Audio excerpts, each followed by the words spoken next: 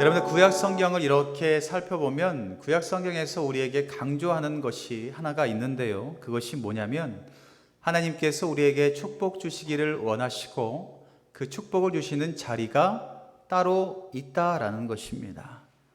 하나님께서 베풀어 주신 축복을 얻을 수 있는 그 자리가 따로 있다는 사실을 구약 성경에서는 우리에게 말씀하여 주고 있습니다.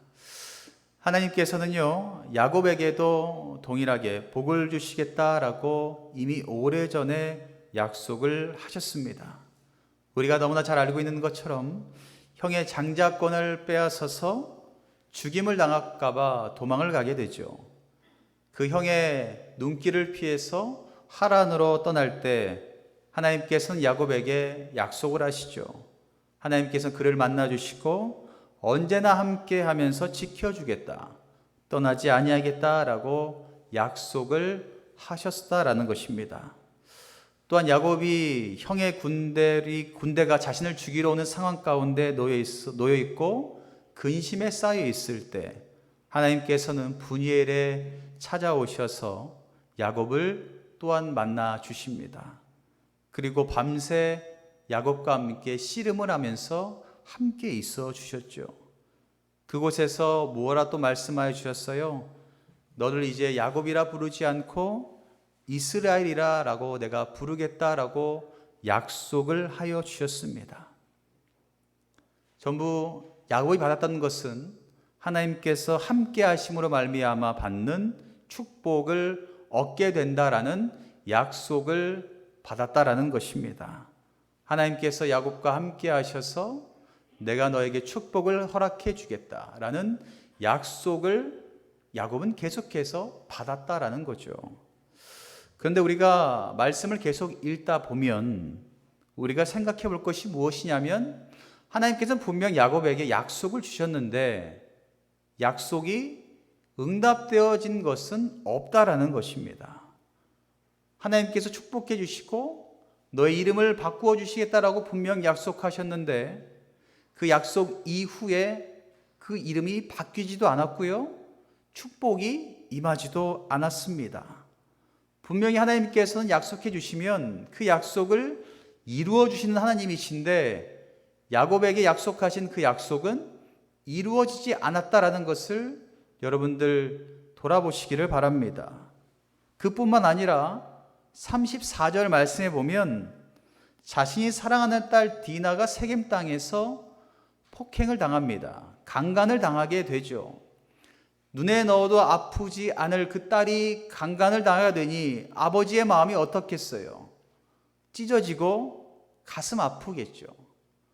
이것뿐만 아니라 그 동생의 그 아픔을 보고 참지 못한 그 아들들이, 그 오빠들이, 그 동생들이 그 딸을 위해서 그 나쁜 짓을 저지른 사람들을 찾아가 다 죽이게 됩니다. 그래서 어때요? 야곱의 아들들이 살인자가 됩니다. 딸이 강간을 당했고요, 아들들이 살인자가 됩니다. 이것보다 더한 저주가 어디 있겠습니까? 또한 하나님의 사자가 분명 그의 이름을 분이엘에서 뭐라고 바꿔준다고 말씀했어요? 야곱이 아니라, 속이는 자가 아니라 이스라엘이라 라고 불러주겠다라고 약속하셨음에도 불구하고 하나님과 겨루어 싸워 이긴 자라는 그 이름을 바꾸어 주신다라고 말씀하셨음에도 불구하고 그 이후에도 성경 어디에 이스라엘이라고 부르지 않습니다. 성경은 여전히 야곱이다라고 쓰여져 있습니다. 정리하면 이래요. 하나님께서는 야곱에게 축복을 약속하셨습니다. 그런데 그 야곱의 삶 가운데 그 축복은 어디에도 찾아볼 수가 없습니다. 하나님께서 약속하신 축복이 어디에도 나와 있지 않습니다. 심지어 오히려 자신이 사랑하는 딸이 강간당하고 자신이 사랑하는 아들들이 살인자가 됩니다.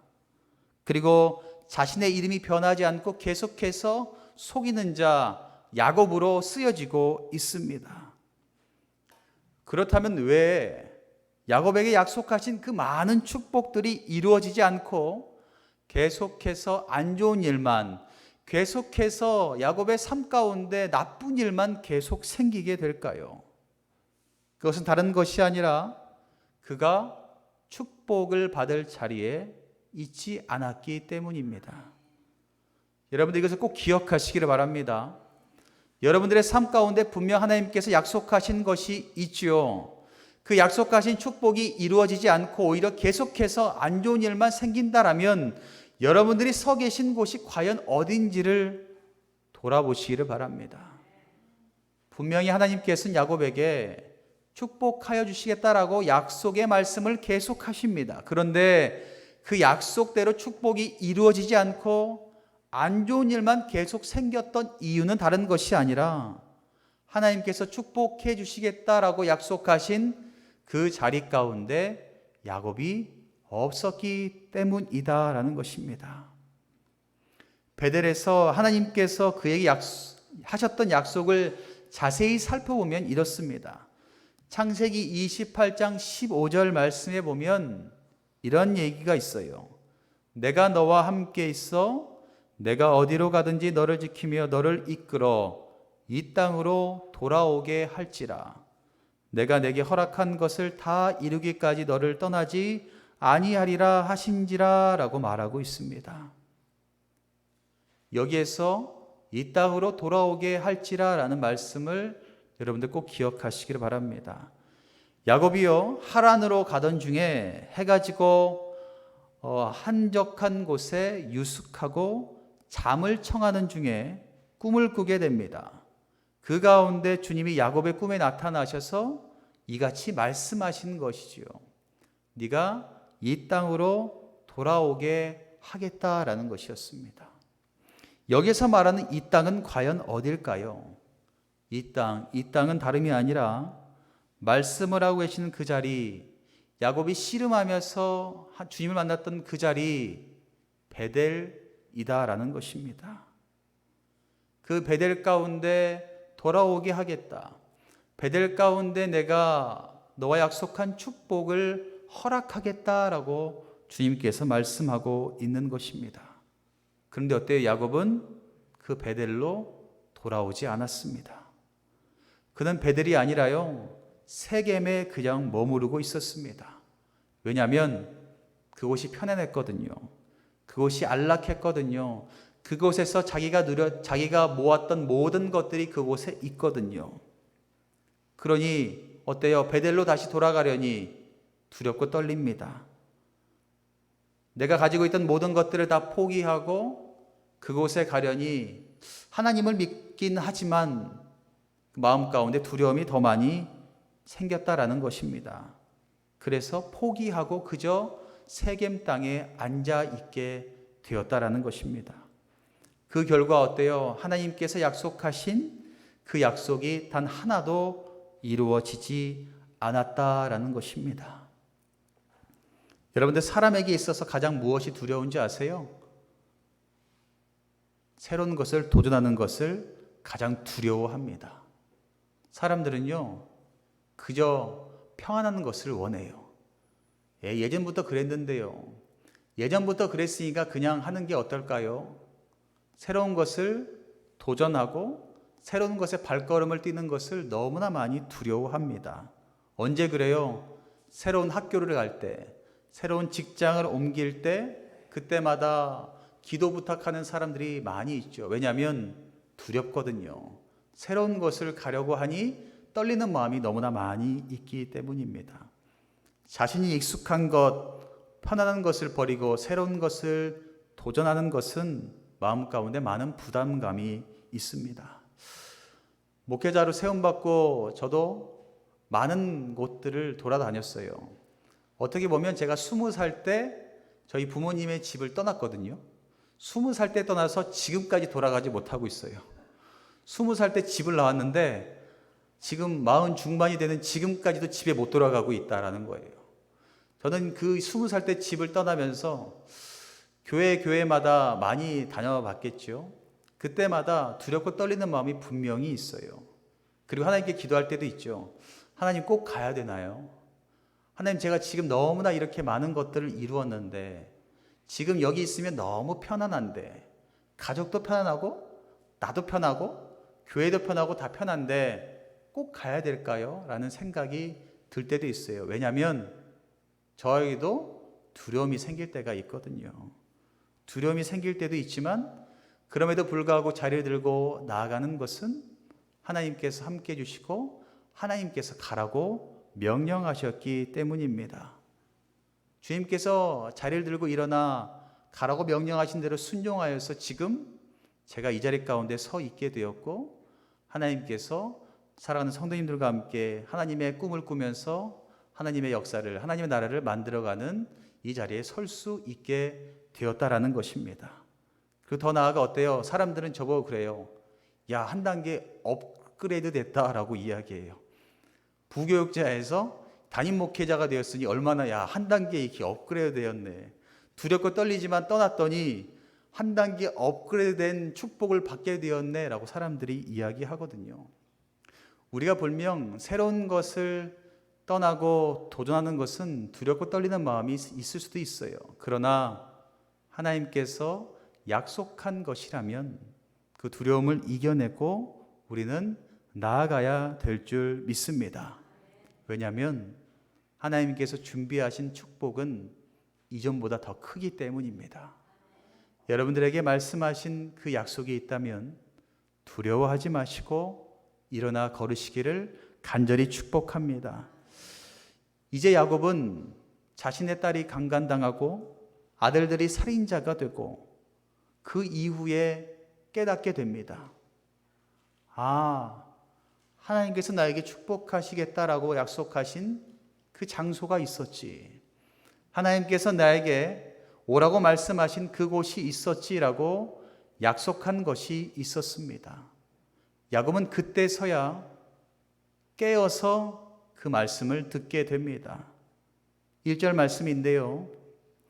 하나님이 야곱에게 이르시되 일어나 베델로 올라가서 거기서 거주하며 내가 내 형 에서의 낯을 피하여 도망하던 때에 내가 나타났던 하나님께 거기서 제단을 쌓으라 하신지라 라는 하나님의 음성을 듣게 됩니다.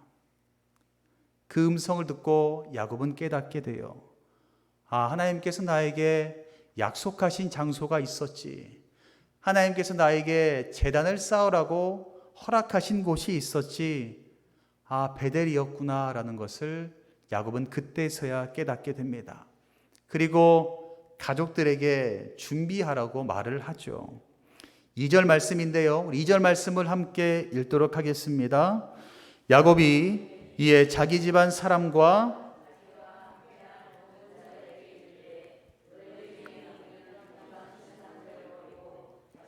정결하게 하고 너희들의 의복을 바꾸어 입으라 라고 가족들에게 말을 합니다. 이제 하나님께서 약속하신 그 베델에 들어가야 되니까 너희들 그곳에 들어가려면, 그곳에서 제단을 쌓고 예배하고 하나님께 나아가려면 준비를 해야 돼. 준비를 하려면 이러한 모습이 필요하다라고 가족들에게 말합니다. 무엇을 이야기하냐면 첫 번째, 이방신을 버리라 라고 이야기합니다. 이방신을 버리라고 이야기하는 것이 무엇이냐면 요즘 우리에게 말하는 것과 동일하게요, 우상을 버리고 나아가야 된다라는 것입니다. 우상은 무엇일까요? 물질입니다. 자녀고요, 명예고요, 권세와 권력입니다. 우리 마음 가운데 지금 자리 잡고 있는 것 있죠. 지금 예배 가운데 있음에도 불구하고 하나님이 아니라 여러분들의 마음 가운데, 머리 가운데 있는 것들, 그것이 바로 우상입니다. 그 이방신을, 우상을 버려야 된다라고 이야기합니다. 두 번째, 이것을 준비하라고 하는데요, 자신을 정결하게 해라 라고 말하고 있습니다. 그것이 무엇이냐면 몸을 깨끗이 하라는 겁니다. 마음을 깨끗이 하라라는 것입니다. 마음 가운데 있는 것, 그리고 몸에 있는 것들을 깨끗하게 씻어야 된다라는 것이지요.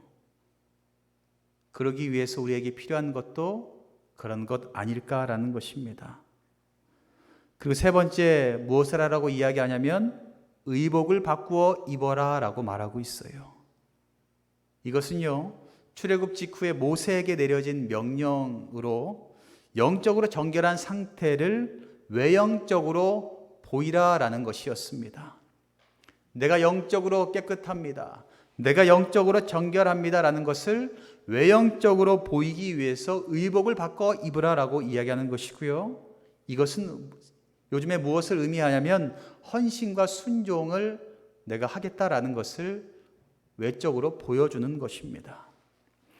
사랑하는 성도 여러분, 여러분들에게 주님께서 약속하신 그 축복이 있음을 믿으십니까? 아멘 하셔야 됩니다.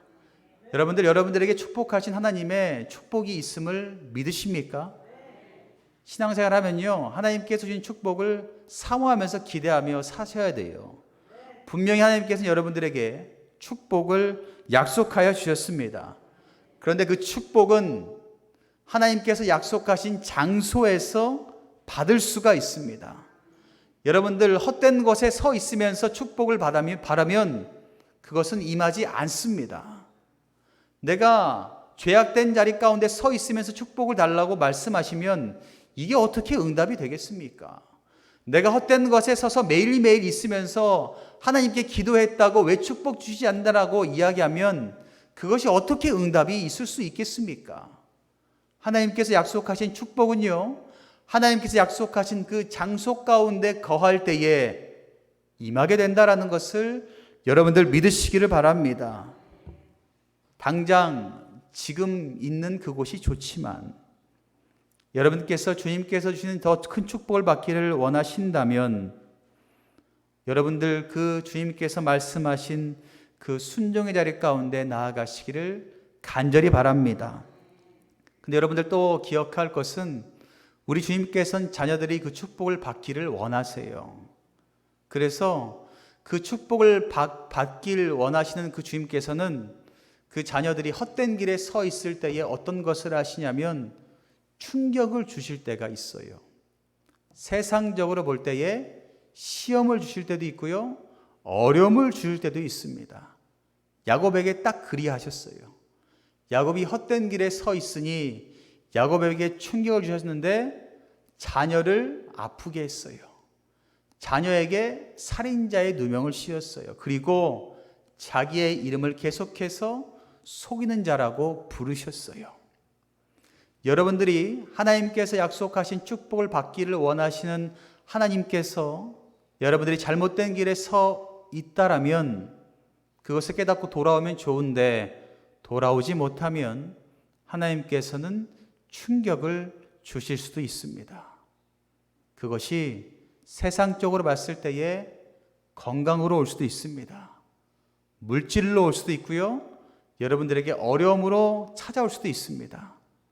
그때 여러분들이 깨달아야 될 것은 하나님께서 나를 부르시고 있구나, 하나님께서 나를 만나시기를 원하시는구나 라는 것을 깨닫고 그 자리 가운데 나아가야 될 줄 믿습니다.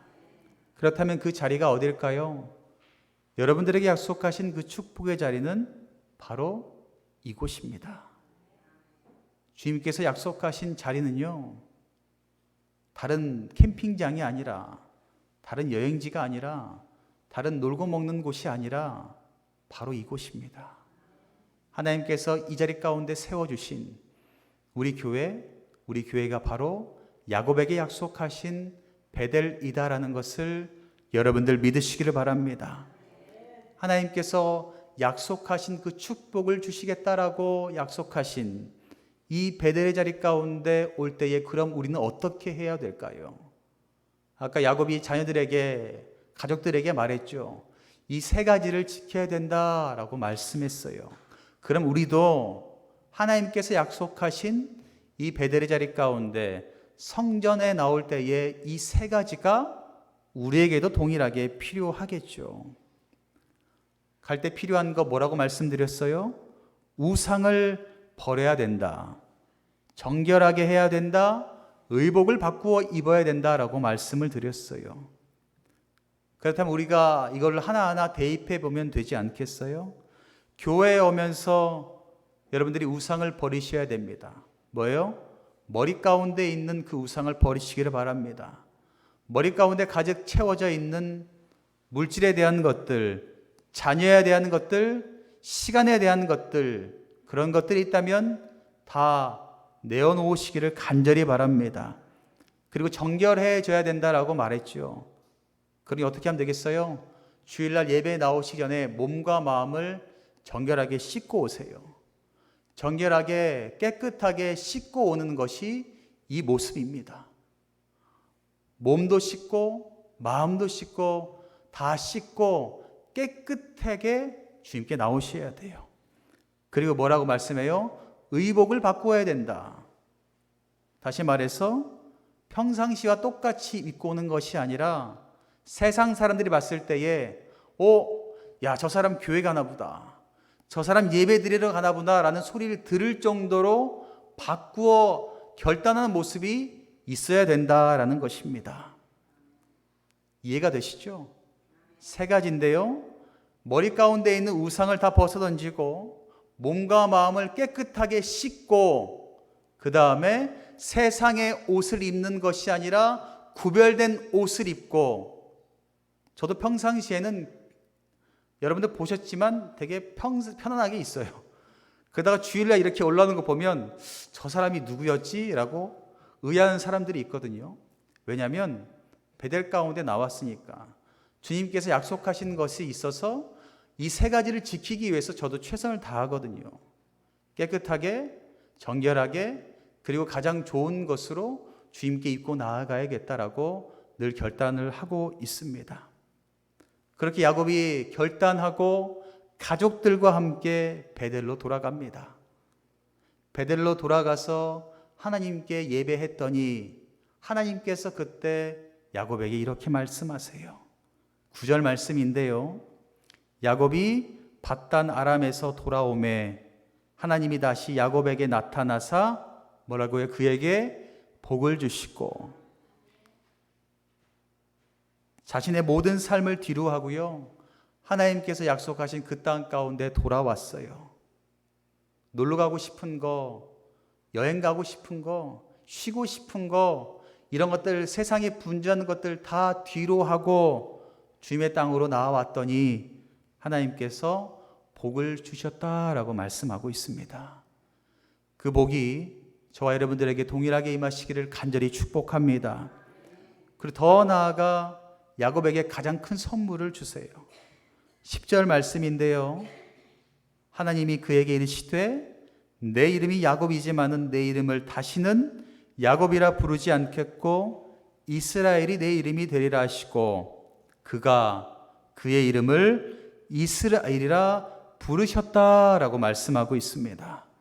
할렐루야.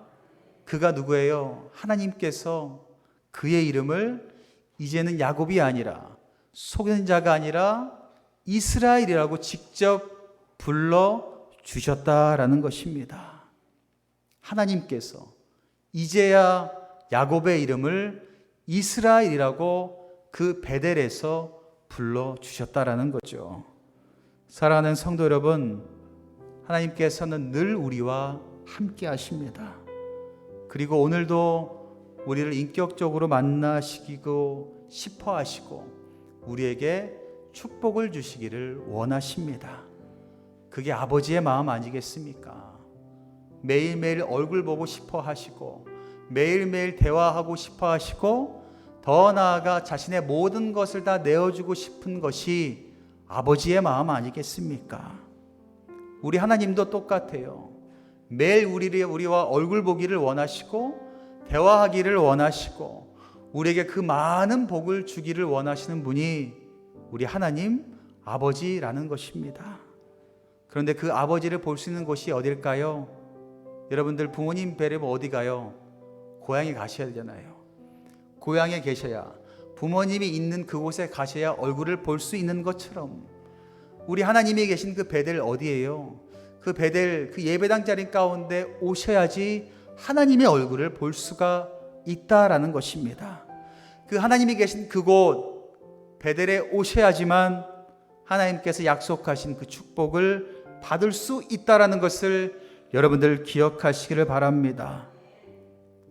여러분들과 저에게 약속하신 그 베델은 바로 우리 교회에서 드리는 예배라는 것을 여러분들 꼭 기억하시기를 바랍니다.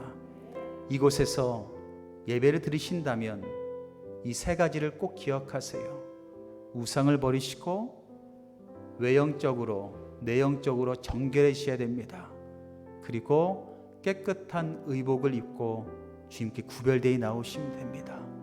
그리고 주님께 온전히 나아가게 된다면 우리 주님께서 약속하신 그 축복을 반드시 여러분들에게 주실 줄 믿습니다. 매일매일 이곳에 오셔서 하나님을 만나시고 하나님께서 약속하신 그 축복을 받는 저와 여러분들 되시기를 주님의 이름으로 간절히 축원합니다.